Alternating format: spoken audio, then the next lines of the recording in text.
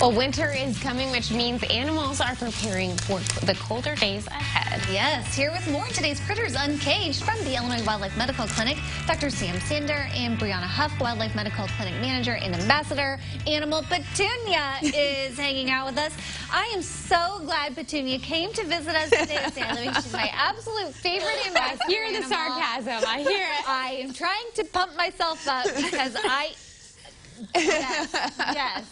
This is how I feel with reptiles, but I think I can handle Petunia. Tell us a little bit about Petunia here. Yeah, so Petunia came to us in May. She was one of a litter of 11.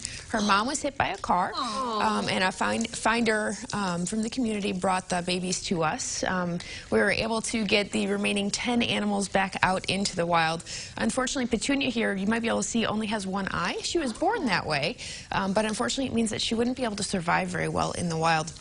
Opossums don't use their eyesight a lot, but they do need to be able to see from both eyes, especially at that young age. So unfortunately, she was not able to be released, but she is able to be a part of our program permanently. Well, and look at her, just enjoying her snacks on her leash over there, which is fantastic. So let's talk about these type of animals that are getting ready for the winter months. Yeah. What does she need or have that's going to help her survive? Yeah, so really what we wanted to focus on today is how these animals may interact in your spaces, in your homes and in your environments a little bit differently this time of year. So we see a lot of animals trying to find homes that are going to help protect them from the cold temperatures as winter settles in. A lot of people start to have mouse problems this time of year, or we might see raccoons or opossums starting to camp out in sheds, in garages, and in wood piles where we maybe don't necessarily want them to be. And so we wanted to make sure that people know that, A, this is the time of year that that's normal, and how they can maybe protect their spaces from unwanted winter visitors. Okay, let's talk about a few of the steps that people can start to kind of keep in mind or implement if they do want to kind of make sure those places are sealed and shut out from these animals. Yeah, absolutely. So with sheds and with garages, making sure doors are shut, that windows are shut. If there's any gaps or anything like that in the siding, trying to get those closed up now would be now is a really great time to do that. For wood piles or other things that it's not realistic to close that up, you know what I mean? Just simply knowing these animals may start to use that space.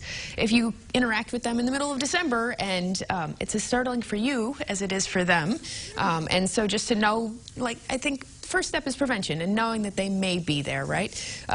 If you have an animal that is in a space that you would like it to not be in, there are individuals who are licensed to be able to help remove them from your property, and so you can go to wildlifeillinois.org in order to find a wildlife control officer who can help you with trapping that animal and getting it safely out of your space. Okay, let's talk about the traps, because I'm sure the type of traps that they use versus other traps that other people may find to use aren't exactly equal. Right. And so a lot of the traps that people use around their homes, especially if they have mouse problems, something like that, are either glue traps, snap traps, or they might use bait, right, to be able to get rid of those unwanted visitors. In those cases, they're not all created equally, and they're not necessarily always humane. They don't necessarily always kill right away, and an animal can suffer quite a bit. So if you're going to lay out a glue trap or a snap trap, we do recommend checking every single one of those traps at least once or twice a day to make sure if an animal is trapped in one of those and hasn't succumbed, that it can be dealt with humanely.